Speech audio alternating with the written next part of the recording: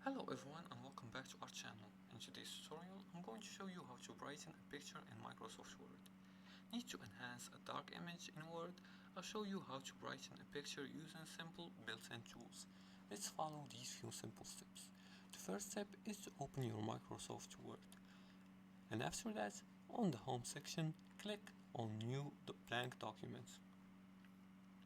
Now after you create a new blank document, go to the insert section and click on it. And then click on pictures. And here you can choose from you want to insert the picture from. For example, you can insert picture from this device. You can insert picture from stock images, or you can use online pictures. Now I'm going to choose this device and I'm going to choose this picture. As you can see, this is the picture I inserted. Second step is to adjust the brightness and level and contrast. And to do that, just click on the image and you will be directed to the picture format section. From here, go to corrections, or here, this is the correction part. And under brightness and contrast, increase brightness. Let's increase the brightness. You can here increase the brightness and the contrast. For the first line, it's only the brightness, and here you can choose whether you want to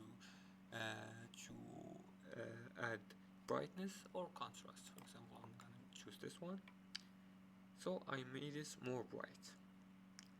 Third step is to apply a color filter for better visibility, and to do that, just go back to picture format and then click on color and click on lighter tone. This is and choose a lighter tone.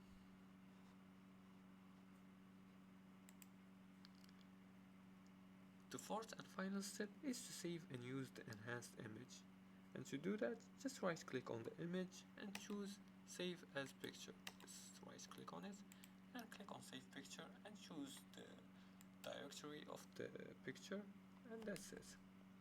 Increase contrast slightly for sharper details, and for major edits, use PowerPoint or Photoshop before inserting into Word.